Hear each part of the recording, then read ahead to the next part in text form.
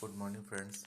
Super TET की जो preparation हमारी चल रही थी उसी में आज मैंने एक थोड़ा अलग टॉपिक डाला है जो मुझे लगता है कि सुपर टेट के हिसाब से बहुत बहुत इम्पोर्टेंट है। तो ये हमारे भारतीय संविधान से रिलेटेड कुछ पॉइंट्स हैं। इसमें ज़्यादा नहीं तो एक क्वेश्चन तो आपको मिल ही जाना चाहिए। और फ्रेंड्स, आप लोग जानते हो एक एक नंबर वेरी वेरी इंपॉर्टेंट है सुपर टेट में, आपको मेरिट के अंदर लाने और मेरिट से बाहर रखने में बहुत सहायक है। इसलिए आप जो भी मैं टॉपिक डालता हूँ, मैं ज़्यादा तो नहीं कह सकता लेकिन मुझे मालूम नहीं क्यों यकीन है कि इसमें से ही मिलना चाहिए, क्योंकि अभी तक मैंने बहुत सेल्फ स्टडी की है। तो मुझे लगता है कि ये टॉपिक बहुत इम्पोर्टेंट है जो हर एक को पता होने चाहिए। तो आज मैं भारतीय संविधान के बारे में कुछ बताना चाहता हूँ। इसे 22 भागों में विभाजित किया गया है और इसमें 395 अनुच्छेद एवं 12 अनुसूचियाँ हैं। तो इनमें कुछ पॉइंट्स हैं खास, वो मैं वन बाय वन आपको बताता हूँ। जो पहला भाग है 1 नंबर, उसमें संघ और उसके क्षेत्र, और इसको अनुच्छेद 1 से 4 में बताया गया है। ये पहला भाग हमारा है, संघ और उसके क्षेत्र, अनुच्छेद 1 और 4 के अंतर्गत ये हमारे आते हैं। तो संघ और उसके क्षेत्र, इसको आपको याद रखना है। मैं बार बार इसलिए रिपीट कर रहा हूँ ताकि आपको भी थोड़ा अपने आप रिवाइज हो जाए माइंड में। तो पहला भाग है संघ और उसके क्षेत्र, अनुच्छेद 1 से 4। दूसरा है नागरिकता। तो तो नागरिक मतलब क्या है? कंधे से कंधा, या एक समझ लीजिए एक आम आदमी की बात हो रही है, इसलिए इसमें एक आम आदमी किस पे चलता है? 2 पैरों पे चलता है। इसलिए अनुच्छेद 5 से 11 समझिए कि कंधे से कंधा मिला के चलने वाला व्यक्ति नागरिक कहलाता है। इसलिए अनुच्छेद 5 से 11 इसको दिया गया है और ये भाग 2 में आता है। अगला टॉपिक है मूलभूत अधिकार। मूलभूत अधिकार अनुच्छेद 12 से 35 में आते हैं और ये भाग 3 में आता है। तो मूलभूत अधिकार हो गए हमारे अनुच्छेद 12 से 35। अगला है राज्य की नीति निर्देशक तत्व। ये हमारे 4 नंबर में आते हैं और जो इसके अनुच्छेद हैं वो है 36 से 51 अनुच्छेद है, उसके अंदर आते हैं राज्य के नीति निर्देशक तत्व। अगला है मूल कर्तव्य हमारे 4A में आते हैं। 4A कॉलम में है, उसमें आते हैं। ये भाग भी आपको याद रखने हैं क्योंकि कभी कभी ये डायरेक्ट पूछ लिए जाते हैं तो किस भाग में आते हैं। वैसे ज़्यादातर तो 99% तो अनुच्छेद पूछे जाते हैं, लेकिन कभी कभी इनकेस पूछ सकता है कि किस भाग में आते हैं। ये रेयर केस में क्वेश्चन इस तरह के आते हैं, तो वो भाग को भी याद रखिए आप। मूल कर्तव्य आते हैं हमारे 4A में और ये अनुच्छेद 51A में आते हैं। ये अनुच्छेद आपको विशेष याद रखना है, अनुच्छेद 51। अगला है संघ हमारा अनुच्छेद 52 से 151 में आते हैं। तो ये हमारे भाग 5 के अंदर है। ठीक है। संघ मतलब क्या है? एक यूनिटी हो गई। यूनिटी कितने लोगों की होती है? कम से कम 5 लोगों की होती है। तो इस तरह से आप समझिए कि भाग 5 में संघ है हमारा, और इसमें अनुच्छेद जो आएगा वो 52 और 151 तक जाएगा। अगला है राज्य। राज्य हमारे भाग में आते हैं, सिक्स भाग में आते हैं, और अनुच्छेद 152, जहाँ पे संघ खत्म हो जाता है उसके बाद राज्य चालू होता है। तो ये अनुच्छेद 152 से 237 तक जाता है। ठीक है। अगला है हमारा संविधान 7वां संशोधन। ये है संशोधन 7वें भाग में आता है, क्योंकि संविधान का 7वां संशोधन हुआ था, अमेंडमेंट हुआ था। ये अधिनियम 1956 के द्वारा हुआ था। तो ये हमारे अनुच्छेद 238 में आते हैं। ठीक है। तो ये हमारा अनुच्छेद 238 में आते हैं। और इसके बाद अगला हमारा चालू होता है संघ राज्य क्षेत्र। ये हमारा 8वां भाग हो गया। ये 8वें भाग में आता है और अनुच्छेद 239 से 242। देखिए फ्रेंड्स, ये अनुच्छेद थोड़ा याद करना टिपिकल है, लेकिन क्या है, इनको हमको याद करना ही पड़ेगा, या फिर याद करने का तरीका ये होता है कि आप उसी चीज़ को एक बार रिवाइज करते रहिए, टाइम टू टाइम रिवाइज करते रहेंगे तो आपको उसके बाद में याद करना नहीं पड़ेगा, वो ऑटोमेटिक आपके दिमाग में आ जाएगा। अगला है पंचायत। ये हमारे हिसाब से मोस्ट इम्पॉर्टेंट है, ये नाइन्थ भाग में आता है और सबसे ज़्यादा इम्पोर्टेंट है। अनुच्छेद 243 और 243 ओ के अंतर्गत आता है ये। और अगला है नगर पालिकाएँ। नगर पालिकाएँ 9 भाग में आते हैं और ये अनुच्छेद 243 पी और 243 जेड जी के अंदर आता है। तो अगला है अनुसूचित और जनजाति क्षेत्र। अनुसूचित और जनजाति क्षेत्र भाग 10 में आता है। यह अनुच्छेद 244 ए। चलिए, इसमें आपको ज़्यादा मेहनत नहीं करनी है क्योंकि दोनों लगभग सेम ही हैं। तो 244 और 244 ए के अंतर्गत आता है। अगला है संघ और राज्यों के बीच संबंध। ये हमारा भाग 11 में आता है। अनुच्छेद 245 से 263 के बीच में आता है ये। अगला है वित्त, संपत्ति, संविदाएं और वाद। तो यह हमारा भाग 12 में आता है। इसमें यह अनुच्छेद 264 से 301 के बीच में आता है।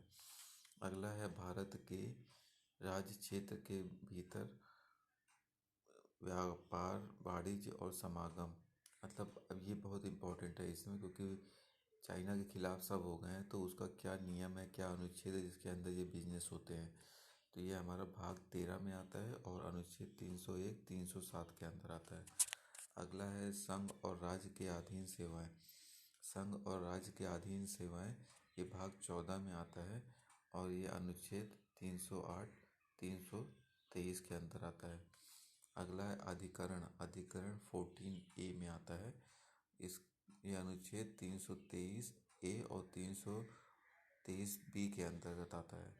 अगला है निर्वाचन। ये हमारा मोस्ट इम्पोर्टेंट है, निर्वाचन 15। ये अनुच्छेद 324 से 329 ए के बीच में आता है। अगला है कुछ कुछ चलिए ठीक है, ये आगे मैं बताता हूँ आपको, ये नेक्स्ट स्लाइड में बताता हूँ मैं। हाँ, इसको यहाँ चालू करते हैं। तो ये है हमारा भाग 16। इसमें क्या है, कुछ वर्गों के लिए विशेष उपबंध संबंध। कुछ कुछ वर्गों के लिए विशेष उपबंध संबंध, ये अनुच्छेद 330 से 342 के बीच में आता है। तो ये हमारे भाग 16 में है। अगला है राजभाषा। राजभाषा ये मोस्ट इम्पॉर्टेंट है माय फ्रेंड, मोस्ट इम्पॉर्टेंट है। इसको आप अच्छे से लर्न कर लीजिएगा।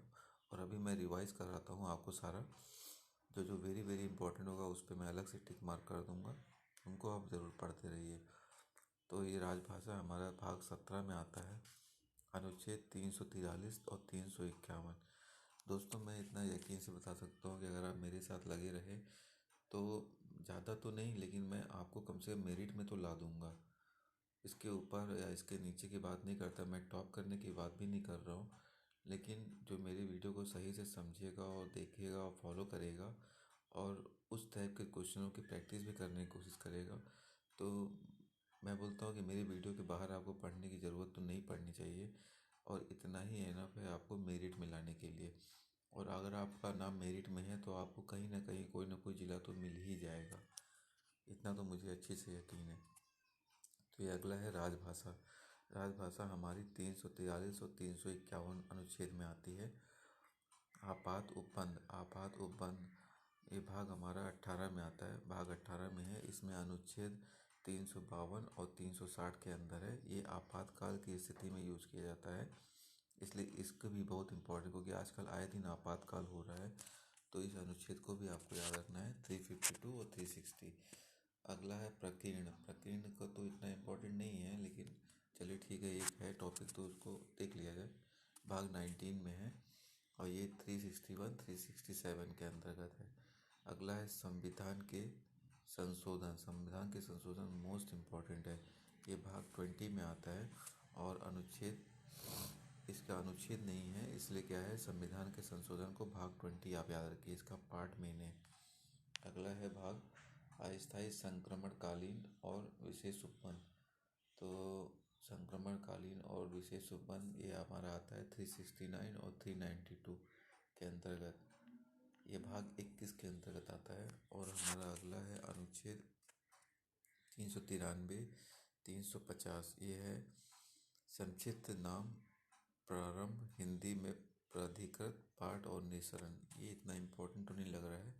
चलिए ठीक है फ्रेंड्स, मैं आपको फर्स्ट पेज से चालू करता हूँ और आपको दिखाता हूँ कि कौन से वेरी वेरी इंपॉर्टेंट है जिन पे आपको खासकर फोकस रखना है ना।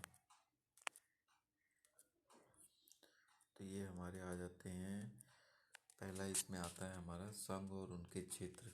ये अनुच्छेद 1 और 4 के अंतर्गत आते हैं और ये हमारे हिसाब से ये इम्पोर्टेंट है, बहुत इम्पोर्टेंट है। और इसकी पहली लाइन तो सबसे ज़्यादा इम्पोर्टेंट है कि अनुच्छेद को, संविधान को कितने भागों में बांटा गया है? ये 22 भागों में बांटा गया है। कितनी अनुसूचियाँ हैं? ये 12 अनुसूचियाँ हैं। और इसमें कितने अनुच्छेद है? 395। ये तीन में से ही डायरेक्ट एक क्वेश्चन आ सकता है, तो इनको भी हल्के से मत लीजिएगा। अगला है संघ और उनके क्षेत्र। पहला इम्पोर्टेंट है अनुच्छेद 1 से 4 में। दूसरा नागरिकता है, नागरिकता 5 से 11 में।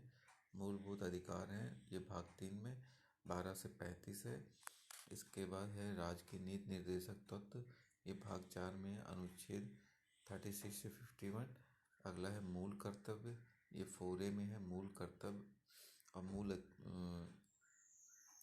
अनुच्छेद 51A के अंतर्गत है। अगला है संघ। संघ इतना इम्पोर्टेंट नहीं है, राज्य इम्पोर्टेंट लग रहा है। ये है 152 टू 273। और सातवां संशोधन, सेवेंथ अमेंडमेंट जो हुआ था वो 238 है। अगला जो इम्पोर्टेंट मुझे लग रहा है वो है पंचायत। पंचायत भाग 9 जो है ये इम्पोर्टेंट लग रहा है। ये अनुच्छेद 243 और 243 O में है। अगला है अनुसूचित और जनजाति क्षेत्र, ये 244 और 244A के अंतर्गत है। अगला है भारत के राज्य क्षेत्र के भीतर व्यापार, वाणिज्य और समागम, ये भाग 13 में है और अनुच्छेद 301, 307 में है। और इसके अलावा निर्वाचन भी इम्पोर्टेंट है। 324, 329A के अंतर्गत आता है ये। और अगला जो हमारा इम्पोर्टेंट है राजभाषा। राजभाषा भाग 17 में आता है और अनुच्छेद 343, 351, ये तो हमें लगता है सबको रट गया होगा। अगला है संविधान की संशोधन, ये भी इम्पोर्टेंट है। अनुच्छेद तो नहीं है इसमें कोई, लेकिन भाग है, तो भाग आ सकता है। किस भाग में आते हैं? 20वें भाग में आते हैं। और अगला है लास्ट, संक्षिप्त नाम, सॉरी, ये आपात उपबंध। आपात उपबंध आपको बताया था बहुत इम्पोर्टेंट है। ये आएगा अनुच्छेद 352, 360।